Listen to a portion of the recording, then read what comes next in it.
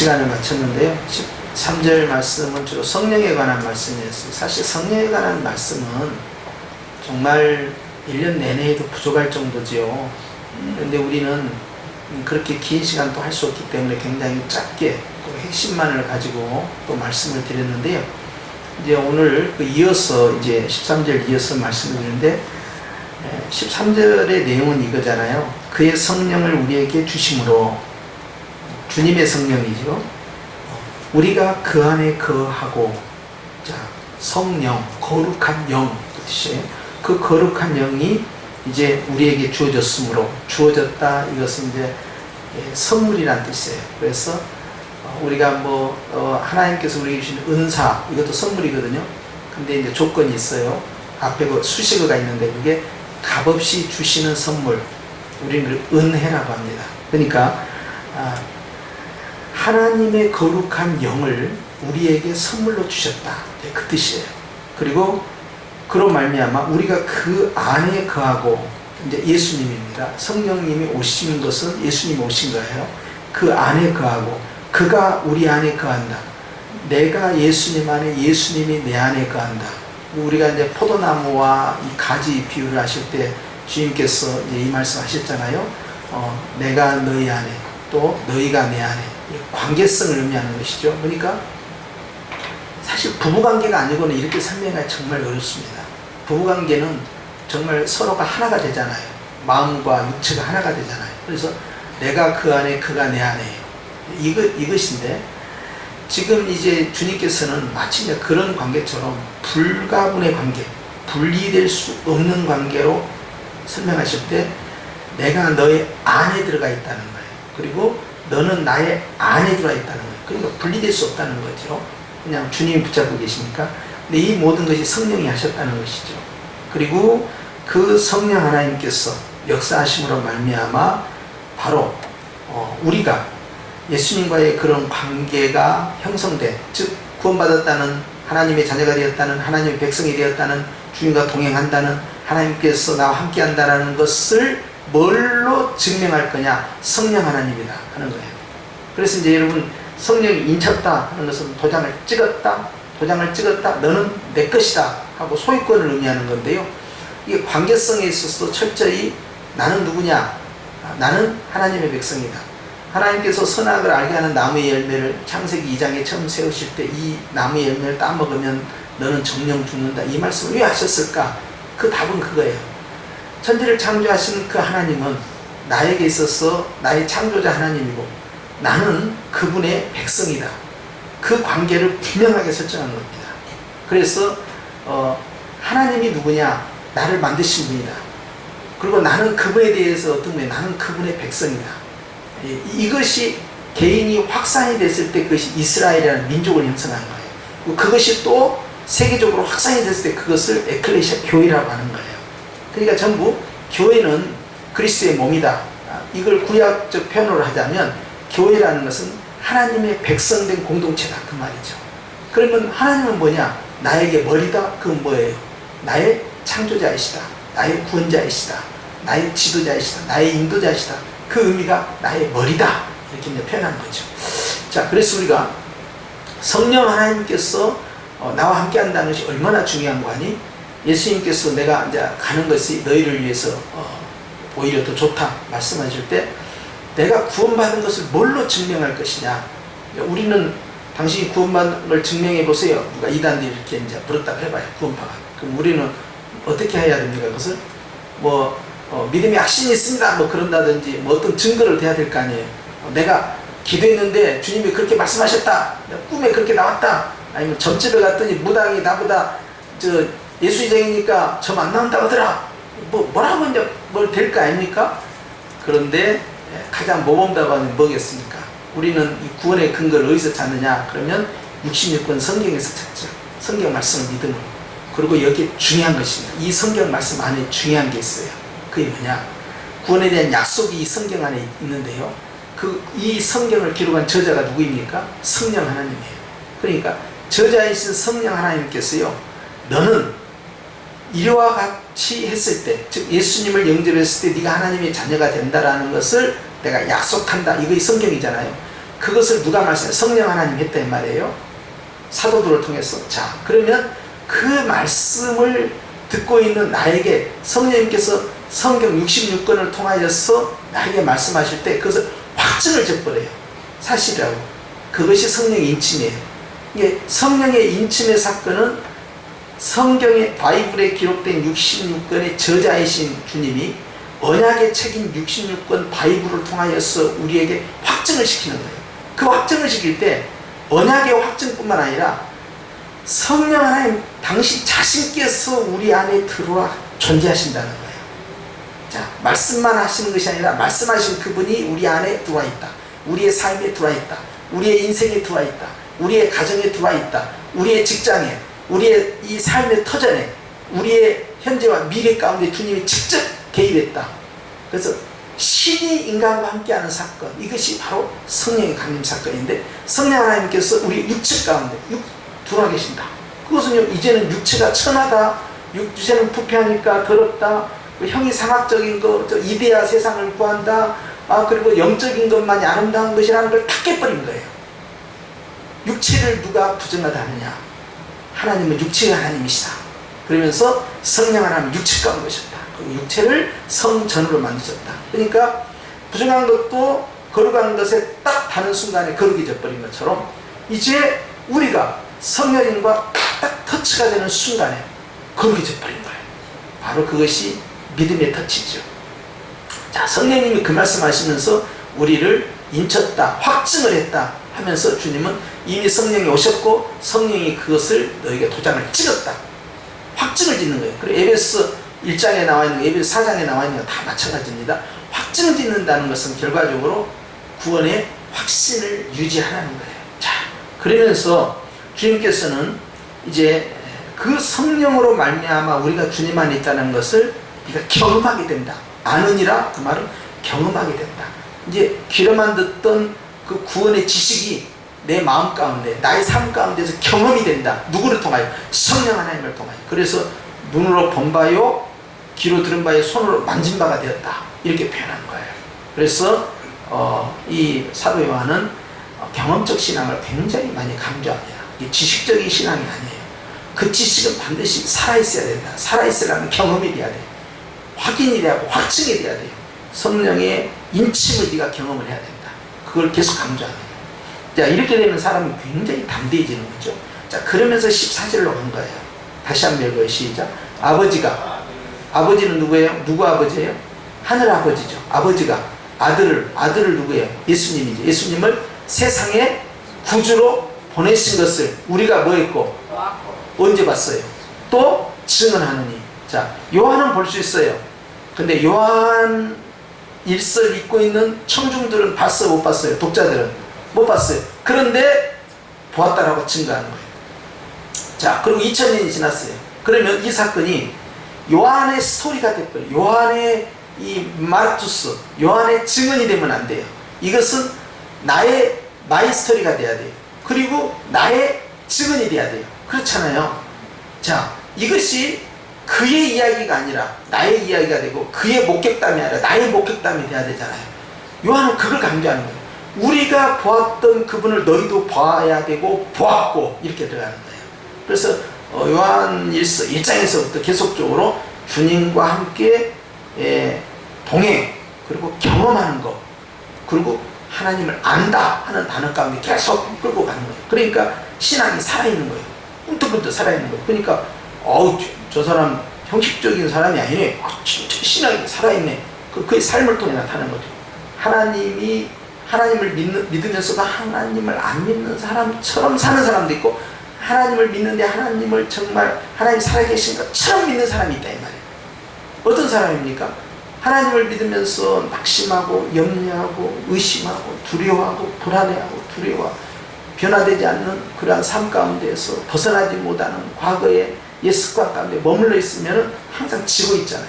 그러면 그런 수많은 걱정과 근심, 두려움, 불안, 염려들, 그리고 죄와 계속해서 얽혀있는 그러한 삶들, 이것은 살아있는 복음을 받았음에도 불구하고 내가 그것을 누리지 못하는 거잖아요. 그렇기 때문에 살아계신 하나님 앞에서 나의 신앙은 살아있지 못한 자처럼 그렇게 살아간다는 거죠. 이렇게 지고 있다는 거예요. 빛의 능력이 나타나잖아요. 그런데 이 생명의 복음은 살아있는 복음이에요. 살아있다, 생명의 복음이다, 같은 내용이에요. 생명의 복음은요, 우리의 삶을 변화시킵니다. 그래서 우리의 삶을 생동감 있게 움직이게 만들어요. 자, 성령 하나님께서는요, 이제 우리에게 오셔서 예수님을 통하여서 네가 믿는 그 복음이 너를 변화시켰느냐? 그것을 묻는 거예요. 변화를 시키려면 네가 직접 주님을 만나는 체험이 있어야 돼요. 아니, 생각해 보세요. 아니, 바울이 누구냐고요. 바울이 최고 학문을 통달한 사람이고, 바리새인 중에 바리새인이고, 히브리인 중에 히브리인이고, 베냐민 지파의 소속이요, 태어날 때 8일 만에 할례를 받은 사이, 율법에는 흠이 없는 자라고, 학문에는 통달한 자고요, 어느 사람도 갖지 못한 로마의 시민권을 태어났을 때부터 가지고 있었던 디아스포라고, 히브리어와 헬라어를 다 구사할 수 있는 국제어가 능통한 사람 아닙니까? 그리고 경제적으로도 부유한 사람이잖아요. 이런 사람이 어떻게 예수님이라는 그 이단을 죽이는 일에 앞장섰던 그가, 그리고 그런 사람들을 그냥 잡아와가지고 다 감옥에 가두는 일에 앞장섰던 그런 선봉에 섰던 그 사람이 어떻게 해서 예수님이라는 복음을 증거하는 사도가 될 수 있겠느냐는 거예요. 그것은 그가 다메섹에서 예수님을 보았고 만났고 들었고 경험을 한 거예요. 이게 굉장히 중요한 건데, 여러분. 그게 우리가 보면 신앙이 둘로 가요. 하나는 이제 하나님의 말씀 가운데 디모데처럼 그대로 믿어지는 신앙으로 가는 사람이 있고요. 또 한 사람은 사도 바울과 같이 어떤 계기와 사건을 통하여서 이 변환점을 맞는 그런 사람이 있어요. 자, 그래서 어떤 사람은 비둘기 같은 성령으로, 어떤 사람은 아주 불 같은 성령으로 그렇게 경험한 사람이 있어요. 각각 다르죠.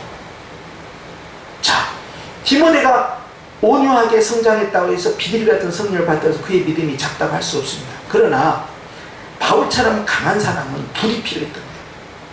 아니, 이어령 교수같이 20세기 한국의 최고의 지성이라고 하는 그런 인물이 철저한 무신론자인데 어떻게 해서 유신론자가 되었겠느냐 하는 거예요.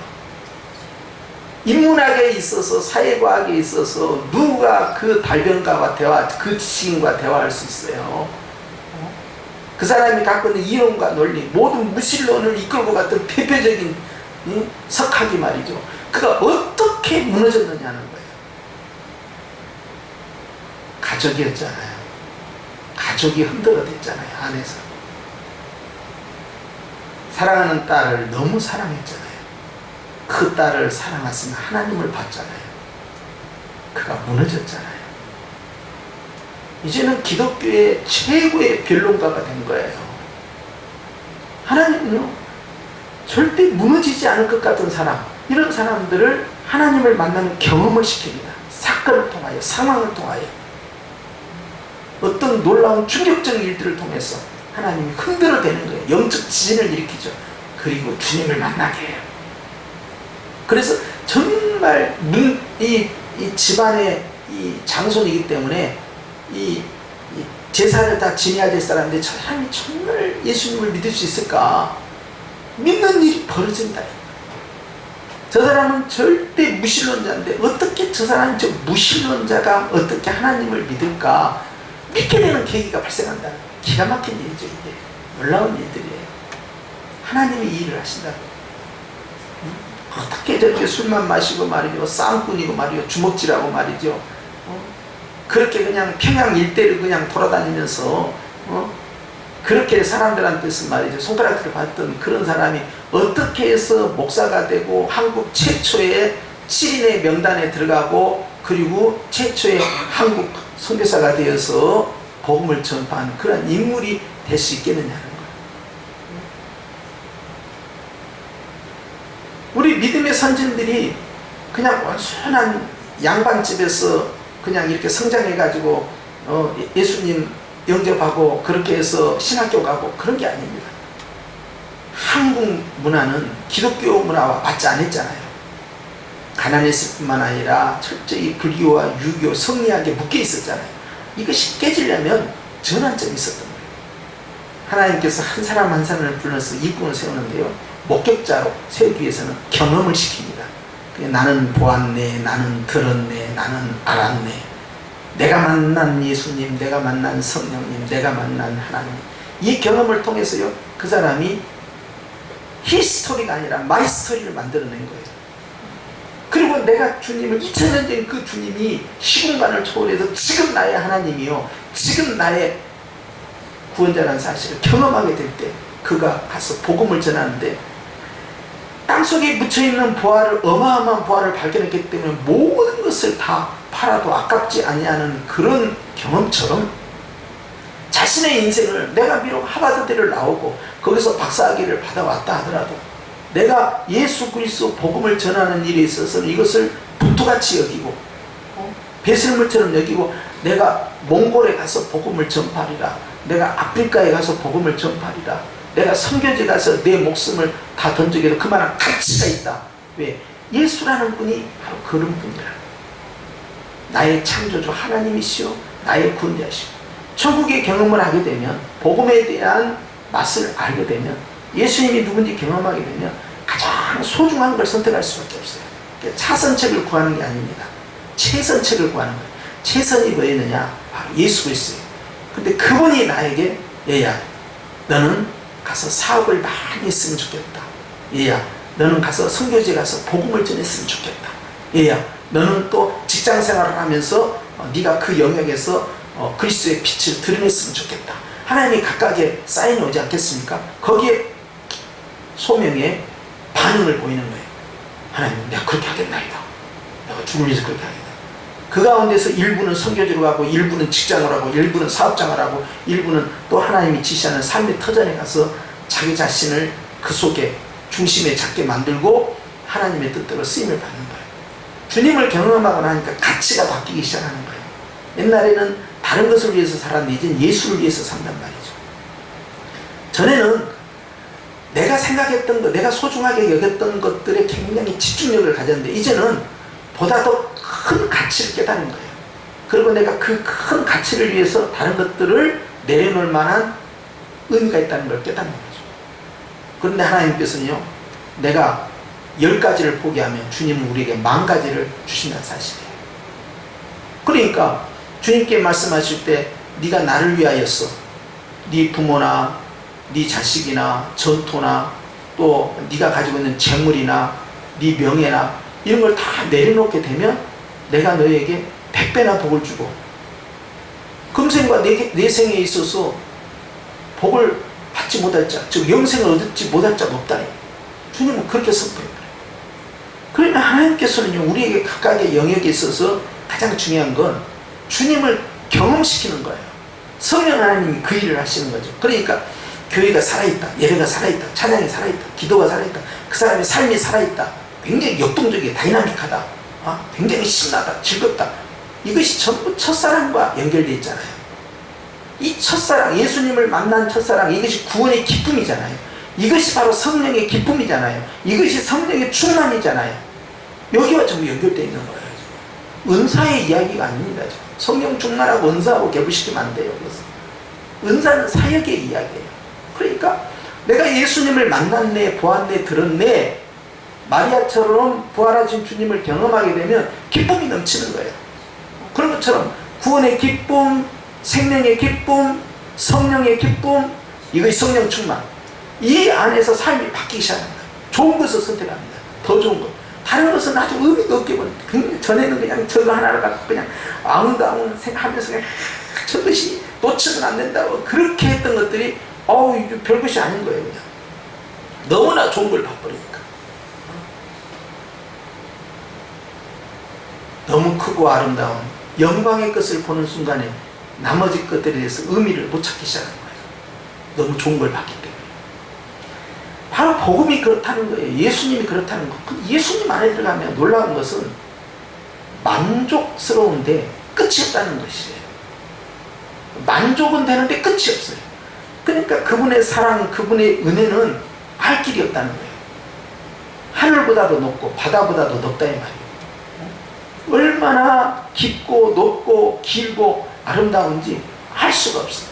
끝이 없어요. 그래서 영원한 사랑이죠. 영원한 은혜예요. 그런데 그 안에 들어가면 나에게 만족이 있어요. 그러니 누가 그 좋은 것을 포기하겠느냐 하는 거예요. 주님께서 말씀하신 그겁니다. 성령 하나님을 통하여서 아버지께서 예수님을 이 땅에 보내신 세상의 구주, 즉 세상은 납니다. 내 자신은 나를 구원하시기 위하여서, 나를 건져내시기 위해서, 나를 다시 회복시키기 위해서 예수님을 나에게 보내신 것은 내가 보았다, 목격자가 되었다, 경험자가 됐다, 마르쿠스예요.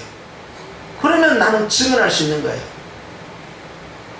저는 보았습니다. 저는 들었습니다. 네가 정말 보았냐? 네가 들었냐? 제가 보았습니다. 제가 들었습니다. 2000년 전에 예수님인데 네가 보았느냐? 제가 보았습니다. 제가 들었습니다. 이것이 살아있는 신앙이에요. 이게 굉장히 중요한 신앙이죠. 그래서 꿈틀꿈틀 하는 거예요. 늘 삶이. 왜 살아요? 매일 아침마다 눈 떴을 때 내가 눈 떠야 할 이유가 생긴 거예요. 그러잖아요. 저는 내가 하나님 앞에서 눈 떴을 때마다 내가 내 마음 가운데 예수님에 대한 사랑의 설레임이 충만하면요, 내가 오늘 왜 살아야 되는지 그 이유가 있는 거예요.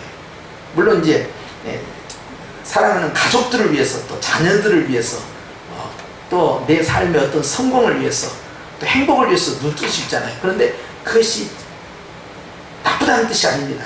그것이 가치가 없다는 거 아니에요. 그러나 그거와 비교할 수 있는 그 엄청난 가치와 의미가 기다리고 있다는 거예요. 뭐냐? 하나님의 영광을 위하여 눈을 뜨게 되는 거예요. 그러니까 하나님의 영광을 내가 바라볼 때 하나님께서 하나님이 나에게 주신 그 내가 소중히 여겼던 그것들을 주님께서 다 챙겨주시는 거예요. 그런 경험을 자꾸 해야 됩니다. 그래서 내가 주님에게 집중하고 주님을 바라보고 있으면 주님이 나의 일에 집중하고 나의 일을 해결하시고 하는 것을 계속 경험을 해야 돼요. 그 신앙을. 그러면 그 다음부터는요, 마음이 더 견고해져요. 육신의 문제, 땅의 문제, 물질 문제, 건강 문제, 자녀의 문제, 또 주택의 문제, 사업의 문제, 직장의 문제, 현지의 문제, 장래의 문제에 대해서 마음 가운데 불안이나 두려움이나 스트레스가 훨씬 완화가 되는 거죠. 그리고 계속 주님을 보는 거예요. 문제를 보지 않고 주님을 보고, 현실을 보지 않고 주님을 보고. 그러면 주님은 나를 받으시는 거죠. 그 순간에 내 문제 가운데, 내 현실 가운데, 내 상황 가운데, 내 형편 가운데, 내 아픔 가운데 주님이 개입을 하기 시작하는 거예요. 그런 경험들이 계속 축적이 될 때 나중에 어떤 큰 위기를 당하잖아요. 그럴 때 요과 같은 고백이 가능한 거예요. 하나님이 나에게 복을 주셨은즉 화도 주시지 않겠느냐, 이런 고백이나, 또는 모든 것이 다 하나님께로 온 것이다, 나는 그저 하나님께 감사할 뿐이다. 하나님께서 나와 함께 한다는 사실 앞에서 어떤 위기를 당했을 때 반응이 완전히 다르게 나타나는 거죠. 우리 같으면 그냥 펄딱펄딱 뛸만한 어떤 상황, 정말 도저히 용서할 수 없을 것 같고 언젠가는 내가 복수를 하리라, 내가 가만두지 않으리라 하면서 그런 마음의 상처들, 이런 것들이요, 통제가 되기 시작합니다. 근데 그것이 평소에 그런 주님과의 어떤 사귐의 경험을 통해서, 일상의 경험을 통해서 작은 것부터 계속 경험하고 해서 그것을 눈덩이를 키우는 것처럼 말이죠, 축적됐을 때 결정적 상황에서 딱 영적 내공이 나오는 거예요. 그래서 욥과 같은 시험이 딱 들었을 때 눈 하나 깜짝 안 하는 거예요. 나는 하나님께 감사합니다. 주시는 이도 하나님이며 취하시는 이도 하나님입니다. 하나님 나에게 복을 주실 수도 있고 하나님 나에게 화를 줄 수 있다. 다 이유가 있겠지. 나는 오직 주님을 바라보나이다. 이런 신앙으로 바꾸는 거예요. 그리고 나는 무조건 감사합니다. 이렇게 가는 거예요. 그러니 사단이 얼마나 욥에게 화가 났겠어요. 저것이 말이지, 자식을 쳤으면, 재산을 쳤으면, 재물을 쳤으면, 사업을 쳤으면, 직장을 쳤으면, 심지어는 자기 건강을 쳤으면 이제는 좀 하나님께 원망도 하고 낙심도 하고 절망해야 되는데 저것이 끝까지 감사하고 있으니 저걸 어떻게 해야 방법이 없는 거예요. 감사하는 사람 앞에서 사단이 어떻게 해보지 못한 거예요. 그래서 감사가 얼마나 굉장히 쉬우면서도 굉장히 강력한 파워를 갖고 있는 게 감사예요. 이 감사하는 내 마음의 이 고백들이요, 정말 이게 소중한 입술의 고백들입니다. 입술의 권세. 이걸 나도 듣고 성령님도 듣고 마귀도 듣고 있어요 지금. 이런 말을 할 때마다 마귀들한테 미치는 거죠. 그리고 실제 입으로만 감사한 것이 아니라 마음으로 감사하고, 마음으로만 감사하는 것이 아니라 생활로서 감사하는 거예요. 모든 것을 감사하는 사람은 어떻게 합니까? 굉장히 낙천적이고 긍정적인 사람이 됩니다. 왜 그러냐고. 너 왜 그러냐? 나는 예수님을 보았네, 나는 예수님을 들었네, 나는 예수님을 만났네. 예수님을 마이 스토리가 된 거예요. 내 하나님이 된 거야. 내가 경험한 예수님이야. 그러니까 야, 하나님 있는 거 없는 거 헷갈렸는데, 와, 진짜 하나님 계시네. 눈에 보이지는 하나님이 이젠 보이네. 자기 삶 가운데 주님을 찾는 거예요. 전에는 성경을 봐도 뭐 그냥 좋은 말씀이네. 뭐 알아듣는 말도 있고 못 알아듣는 말도 있고 아무튼 뭐 좋다고 하니까 그런 생각했는데, 성경을 보기 시작하니까 성경이 막 글자가 막 꿈틀꿈틀 움직이고 말이죠. 뻑뻑뻑 튀어나오는 것 같고, 그냥 이 말씀이 말이고 그냥 활자로 된 성경이 아니라 말이죠. 그냥 막 가슴팍을 치고 들어오고, 이것이 막 먹는데 꿀을 먹는 것처럼 너무 달고 맛있고 그냥 거기에 쫙 빠져 들어가는 거예요. 그냥 와, 못 알아들어. 그냥 누가 누구를 낳고, 누가 누구를 낳고, 누가 누구를 낳고, 누구는 누구를 낳고, 누가 죽고, 누가 죽고, 누가 죽고 해도 이 성경을 읽는데 뭐 딱딱한 걸 먹든 매운 걸 먹든 이해하지 못한 걸 먹든 그냥 무조건 맛이 있는 거예요. 그냥 이게 성경이 얼마나 좋겠어요. 그러니까 너 왜 이러냐는 거야. 너 왜 이렇게 변화됐냐, 왜 이렇게 달라졌냐. 우리가 보통 그러죠. 사람이 변하면 죽는다고. 옛사람은 죽어야죠. 사단이 약이 오른 거야. 너 왜 그러냐 말이야. 그냥 네가 종전에 하던 대로 해. 그냥 아프면 아프다고 하고, 힘들면 힘들다고 하고, 원망도 하고 욕도 하고 네 하고 싶은 대로 해. 그런데 예수님을 만난 사람은 그렇게 하지 않는 거예요. 그러니 그 안에 생명이 나타나고 희망이 나타나고 기쁨이 나타나니까 감사가 안 나타날 수가 없잖아요. 그러니까 미치는 거예요, 사단은. 오늘 14절에 요한 1서 1장 1절에서 했던 말씀과 동일한 맥락으로 계속 흘러가고 있어요. 하나의 여러분, 내가 경험한 예수님이에요. 2000년이 지난 지금도 동일하다는 것은, 요한이 품에 안겼던 체온을 느꼈던 그 예수님, 요한의 예수님이 아니라 내 예수님이 되는 거예요. 이것을 계속 경험하라는 거예요. 누구를 통하여? 성령 하나님을 통하여. 성령님이 그것을 경험시키시는 하나님이에요. 성령님, 예수님의 영이신 성령님께서요, 예수님을 이렇게 추상적으로, 지식적으로, 관념적으로 머리로 믿는 것이 아니라 가슴으로 믿고요, 삶 가운데 경험을 하라는 거예요. 와, 하나님 영이신이 보이지 않는다 했는데 하나님이 보이는구나. 내가 하나님을 느낄 수가 있다. 하나님 나와 함께 하심을 내가 깨달을 수 있다. 주님이 나에게 말씀하시는구나. 성경을 통하여, 찬양을 통하여, 예배를 통하여, 삶을 통하여 주님이 나에게 다가오시는구나. 주님이 나를 이끌고 계시구나. 하나님이 또 역사하셨네. 하나님이 또 붙들어 주셨네. 하나님 또 길을 열어주셨네. 하나님 여기에도 개입하셨네. 저기에도 개입하셨네. 우리 아들에게도, 우리 딸에게도, 우리 손주에게도, 우리 사위에게도, 우리 며느리에게 성령 하나님께서 이렇게 개입하고 계십니다. 할렐루야. 역시 주님은 앉은거나 쓴거나 앉고 일어선까지 다 알고 계신다더니, 내 머리털까지 다 세고 계신다더니 이렇게까지 세밀하게 나에게 개입하십니다. 와, 주님 앞에 기도하지 않을 수 없구나. 주님이 이렇게까지 디테일하게 내 삶을 이끌어 가실 줄 몰라. 나는 디테일하게 기도하면 안 돼요, 여러분. 근데 이거 또 놓치면 안 돼. 또 제가 금요일마다 계속해서 주님만 구하세요, 현상을 보지 말고 주님만 바라보세요, 그걸 강조하는 이유가 그거예요. 바리새인들은 아주 디테일하게 먹고 사는 문제를 구한다는 거예요. 근데 너희는 그걸 구하지 말라는 거예요. 구체적으로 그건 이방의 비를 구하는 것이다. 유대인들의 기도는 뭐예요? 했던 말도 하고 했던 말도 하고 했던 말.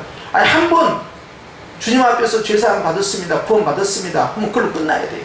그런데 정말로 구원 받았을까요? 정말로 용서 받았을까요? 정말 내 죄가 씻어졌을까요? 계속해서 불안해하고 죄책감 때문에 머물러 있고, 또 같은 기도의 제목이라도 반복적으로 계속하고, 그러니까 중원본이 돼버려요. 유대인의 기도, 염려 걱정 근심하고 육신의 것만 구하는 기도, 이방인의 기도. 그럼 안 된다 이거예요. 어떤 분들은 굉장히 뭐 여의도에서는 그렇게 가르쳤어요. 전에 굉장히 이렇게 디테일하게 기도해라. 그 가로 몇 센치, 세로 몇 센치, 높이 몇 센치 이렇게 구체적으로 기도해 주님이 그걸 딱 줬다. 아니 그거야 어쩌다 그럴 수도 있겠죠. 그런데 우리는요 정말 디테일하게 구할 건 뭐냐면 주님을 구하는 거예요. 구체적으로 구하고 그의 사랑에 대해서, 그의 은혜에 대해서, 그런 영적인 아름다움에 대해서 아주 집중력을 갖고 구하는 거예요. 그러면 주님께서요 내 육신의 문제, 땅의 문제, 물질 문제, 건강 문제, 이 내가 살아가는 이 삶의 현실에 아주 디테일하게 구체적으로 개입을 하십니다. 이런 경험을 자꾸 해야 됩니다. 자, 이것이 성령 하나님께서 우리에게 예수님을 경험해야 된다 하는 걸 계속 가르쳐요. 그리고 그렇게 내가 경험하고 체험하게 되고 그러한 하나님이 나와 함께 하시고 하나님께 나를 구원하셨다. 뭐 죄로부터 구원한다? 죄로부터 구원하니까 굉장히 막연해 보입니까? 죄는 모든 악의 원뿔이에요. 죄의 삭은 사망이에요. 그리고 그 죄와 함께 붙어있어 동맹하는 그 원초가 뭐였습니까? 바로 욕심이라고 표현했죠. 욕심. 야고보서. 어거스틴은 교만이라고, 칼빈은 불순종이라고 그랬어요. 자, 원뿌리는 전부 이게 죄예요. 죄에서 이와 같이 나온 거예요. 그리고 이 죄가 모든 것을 일파만파로 만들어가기 시작합니다. 질병을 만들고 아픔을 만들고 고통을 만들고 저주를 만들고 문제거리를 다 만들고, 살아가자마자 가장 아담과 하와가 느꼈던 그 재앙이 뭐였습니까? 수치심이에요. 자기 자신에 대한 수치. 자기가 자기 자신을 수치스러워 여기는 거예요. 자기가 자기를 미워하고 자기가 자기를 부끄러워하는데 누가 나를 존중해 주겠냐 이거야. 내가 나를 미워하고 내가 나를 존중해 주고 하는데 아무도 나를 인정해주지 않습니다. 그렇게 할 거예요. 자기 비하가 막 일어나는 거야. 겸손이 아니야 이거. 나는 못난이다, 나는 바보다 하면서 막 수치심을 고 나는 다 벌거벗었네. 전에는 벌거벗어도 전혀 수치스럽지 않아요. 이 수치심이라는 이 죄의 결과가 나타나죠. 두 번째 나타나는 게 뭐였어요? 두려움이잖아. 하나님 앞에서 두려움. 숨어버리는 거예요. 두려운 거예요. 벌받을까봐 두려워. 이제 보시면 알지만 사장의 핵심은 거예요. 두려워하는 자에게 형벌만 있습니다. 두려우면 사랑이 없다고 그랬어요. 두려움이라는 원죄가 들어버린 거예요. 그 두려움이 뭐예요? 다른 말로 염려고, 다른 말로 근심이고, 다른 말로 낙심이잖아요. 다른 말로는 무게를 치게 된 거예요. 두려워하는 자는 아무것도 못합니다.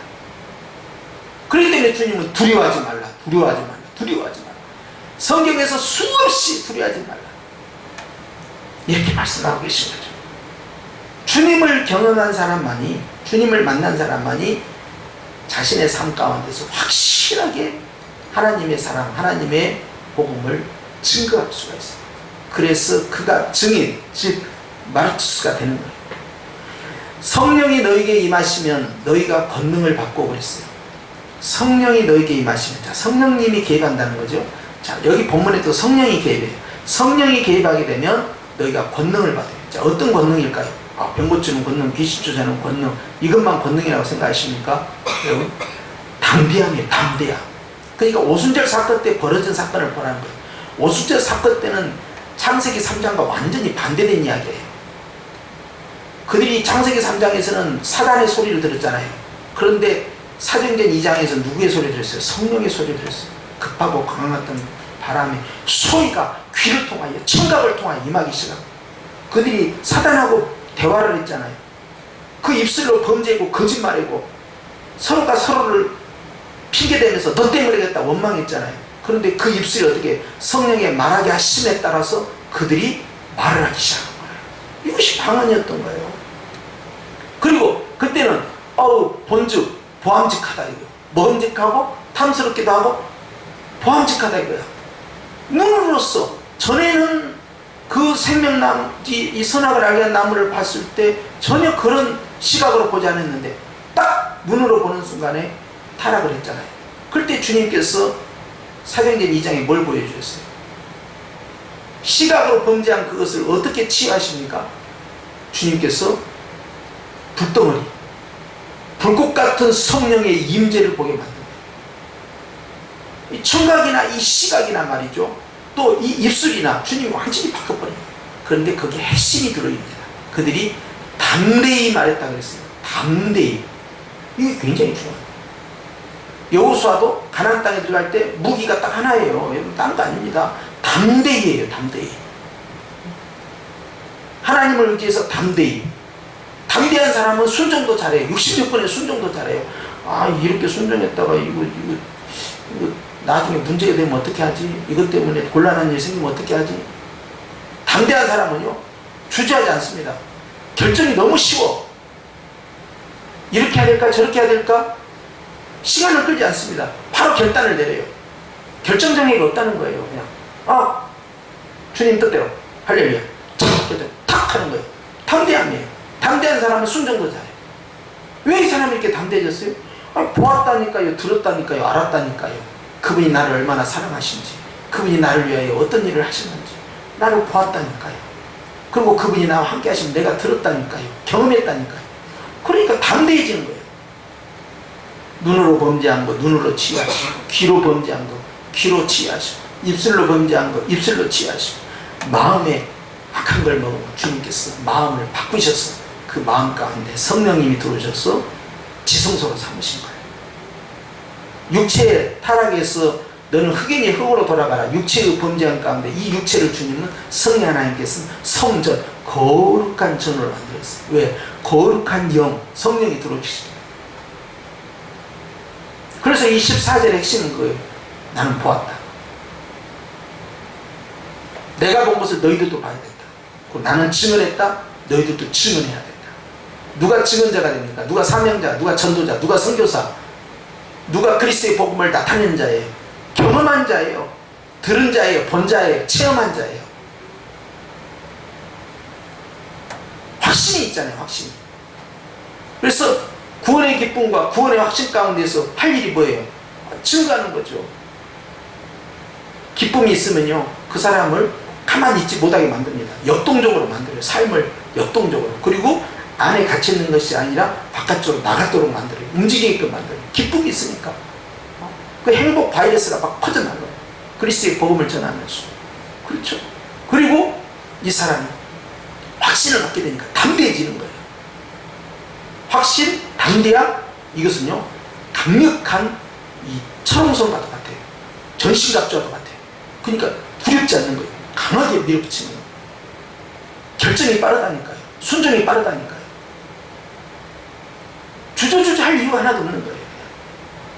확실하게 끝내버려요. 이게. 왜? 담대하니까. 너 왜 담대하냐? 아니, 내가 보았다니까. 내가 들었다니까. 내가 경험했다니까. 그분이 나를 얼마나 사랑하는지, 그분이 나를 위하여 무슨 일을 하셨는지, 살아계신 하나님을 경험했어요. 그러니 사도 바울이 안 미칠래? 안 미칠 수 없으니까 내가 그리스도 안에서 복음에 미친 자가 되었다 그랬어요. 다 나처럼 미쳤으면 좋겠다는 거예요. 다 경험 안 하는 거예요. 다 경험해라. 살아도 주를 위하여, 죽어도 주를 위하여. 왜 이 말 고백을 했겠어요? 세상에 자기가 가지고 있는 모든 것들을 다 배설물로 내려올 망정 가장 절대 가치가 있다는 거예요. 포기할 수 없는, 이 모든 것들과 바꿀 수 없는 절대 가치, 그것은 내가 예수 안에 들어가 있는 것이다. 그걸 경험한 거예요. 자기가 예수 안에 들어가 있는 삶, 이거야말로 나에게 최고의 행복 가치다. 그럼 나머지는 뭐 다 내려놓고 그러면 직장도 때려치고 그냥 뭐 사업도 때려치고 그냥 뭐 그냥 산으로 가야 된다는 것인가? 그냥 뭐 신학교로 가라는 것인가? 그건 아니에요. 그 각 사람마다 자기의 포지션이 있어요. 자기의 영역이 있어요. 그 영역 안에서 여전히 기쁨은 있어야 되고, 여전히 확신은 있어야 되고, 여전히 주님을 향한 열망은 있어야 되고요. 여전히 주님이 바로 나의 구원자라는 사실을 증언할 수 있는 역할은 있어야 돼요. 그러면서 자기 직업을 갖고 직장을 갖고 자기 영역에서 각각에서 하는 것이죠. 다 눈이 될 수 없고 다 귀가 될 수 없잖아요. 다 선지자겠느냐? 다 사도겠느냐? 다 목사가 될 수 있겠느냐? 아니에요. 각각의 자기 영역이 있다. 중요한 건 뭐예요? 내가 어떤 직분을 갖고 있느냐, 어떤 위치에 있느냐, 어떤 포지션이냐, 그것보다 더 중요한 건 뭐예요? 내가 그분을 경험했느냐는 거예요. 하나님을 경험한 자, 예수님을 경험한 자, 성령님을 경험한 자는 완전히 신앙이 뿌리째 바뀌어버립니다. 결단이 굉장히 빨라요. 두려움이 없어요. 그냥 후회도 하지 않습니다. 내 결정에 의해서 어떤 좋지 않은 결과가 나도요, 전혀 후회하잖아요. 그걸 오히려 감사하게 생각해요. 왜? 주님 앞에 담대함이 있기 때문에. 그러니까 주저주저 할 이유가 하나도 없는 거예요. 그렇지 않으면 앞으로 전진을 못합니다. 초대교회 같이 그렇게 엄청난 핍박이 있는 상황에서요, 예수 믿는다는 이유 하나 때문에 언제든지 죽임을 당할 수 있어요. 지금 북한에 있는 성도들과 똑같아요. 다 수청 당하는 거야. 다 탕방에 가는 거야. 완전히 그냥 밑바닥 생활하고 입을 뒤집어 쓰고 숨어서 기도하고 말이죠. 이게 벌써 70년이 넘은 저짓거리를 하고 있는 거죠, 북한에서 지금. 내가 생각했을 때 우리 할아버지는 뭐 벌써 진짜 돌아가실 것이고, 아버님 형제간도 다 그분들도 80대 90대 아닙니까? 살아있을까 싶어요. 다 죽었을 거야. 그럼 만나면 이제 사촌들이나 만날 것이고 육촌이나 만날 것이고 서로 알겠어요. 성만 같지. 어디 주시오? 신안 주시오? 붉은 주시오? 몇 대요? 아버지가 누구요? 아이고 형제네. 다 죽었을 거야. 7남매 있는데 우리는 정말 행복하게 사는 거예요. 그건 예배 한번 드리려면 목숨 걸어야 되고 말이죠. 언제나 저 악한 정권이 무너지느냐 이 말이야. 언제나 저들은 얼마나 죄가 많아서 저렇게 고통을 당하고, 우리는 이렇게 얼마나 선하다고 이 땅에서 자유 대한민국에서 이렇게 행복하게 사느냐 이 말이야. 성경을 제대로 읽을 수 있어요. 기도를 할 수 있어요. 찬양을 할 수 있어요. 기본적인 신앙생활도 못하는 것이 북한이에요. 가짜교회 만들어 놓고 말이죠. 달러나 받으려고. 기가 막힌 것이. 우리가 힘들고 어려울 때 아프리카의 빈민국가 생각하고 북한에 있는 우리 동포들 생각하면 우린 정말로, 우리가 지금 살아가고 있는 삶은요, 옛날 조선시대 때 왕들보다 더 행복하게 살고 있어요. 그들보다 더 좋은 음식 먹고 삽니다. 2, 3만 원짜리 패밀리 레스토랑 뷔페 한번 가봐요. 수백 가지 음식을 보십시오. 진시황이 그렇게 먹었겠어요? 누가 그렇게 먹었어요? 거기에서 2, 3만 원에서 약간 더 올려가지고 한 4, 5만 원 뷔페 한번 가보십시오. 와, 내가 어느 뷔페를 갔는데요, 세상에 일반 그 패밀리 레스토랑도 굉장히 넓잖아요. 예식장 가면 넓잖아요. 예식장에 가는 그런 것에 한 4배 이상 되는 것 같아. 4배 가서. 와, 세상에 각국 나라 음식 다 갖다 놓고요, 쳐다만 보고 가고 먹을 수가 있나 그거. 우리가 지금 그런 세상에 살고, 그러니까 탈북자들이 와서 처음에는 계란 먹는다고. 계란, 북한은 계란이 귀하니까, 그러니까 계란이 얼마나 귀해. 그러니까 처음에 와서 계란 먹는다. 계란을 엄청 먹은 거야. 그래갖고 설사해버렸잖아. 하나원에 들어갔어. 우리는 그렇게 계란을 그렇게까지 귀하다고 생각지 않아요. 권명길 집사님 그러죠? 네. 아주 그 비싼 음식으로 생각하지 않잖아요. 근데 그게 너무 귀한 거지. 그게. 둘만이 화장실 그러니까 그냥 화장실 가는 데마다 대한민국은 다 있어, 화장실. 그러니까 이게 뭐냐는 거야. 이게 상상도 못하겠지. 평양이 옛날보다 잘 산다. 평양만 잘 사는 거예요. 평양만. 또 평양에 살면 또 얼마나 잘 산다는 거예요, 대체. 여러분, 우리는 참 감사하며 살아요. 우리는 감사할 게 너무 많아요. 너무 많은데요, 자꾸 잊어버려 그걸. 우리가 얼마나 많은 것을 가지고 살고 있는지, 얼마나 행복한지 몰라요. 하나님께서 우리에게 너무나 많은 걸 주시고 있어요. 우리가 하나님께 할 게 뭡니까? 계속 주님을 삶 가운데서 경험하고 감사하고, 경험하고 감사하고, 경험하고 감사하고. 신앙이 여기서 재미가 생기는 거예요. 그렇지 않습니까? 그러니 오늘 요한이 그걸 강조하는 거예요. 우리가 주님을 보았다. 그리고 우리가 그 주님을 증언했다. 하고 싶은 이야기가 뭐였어요? 15절이죠. 자, 15절 읽고 끝내야죠. 시작.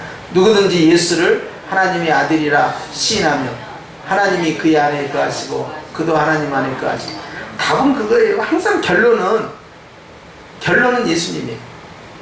기승전 예수. 항상 죽으나 사나? 예수. 뭐 때문에 사냐? 예수. 뭐 때문에 마시냐? 예수. 뭐 때문에 취직하냐? 예수. 뭐 때문에 사업하냐? 예수. 뭐 때문에 결혼하냐? 예수. 뭐 때문에 성공해야 되냐? 예수. 네가 왜 건강해야 되냐? 예수. 네 자녀가 왜 잘 돼야 되냐? 예수. 기승전 예수예요, 항상. 주님의 영광을 위해서. 그러면 주님 우리에게 어떻게 하십니까?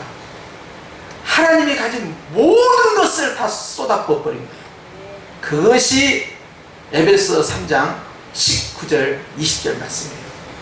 아버지의 모든 것들을 다 주겠다는 거예요. 다 주겠다는 거예요. 모든 것을 예수님 안에서 이미 다 주었고 계속 주고 계시는 거예요. 할렐루야. 이게 결국 예수예요.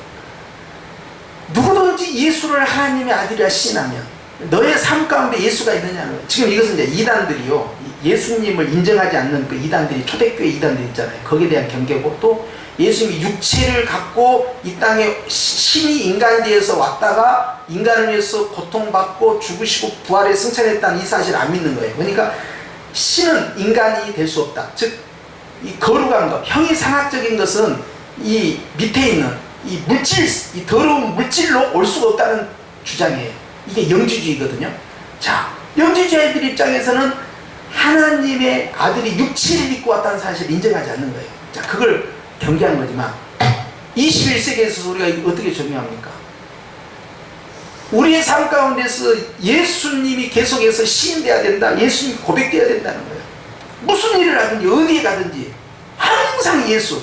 무엇을 결정할 때도 예수, 무엇을 선택할 때도 예수, 어떤 것을 성취해서 이루어냈을 때도 예수. 누구든지 예수를 시인하는 거예요.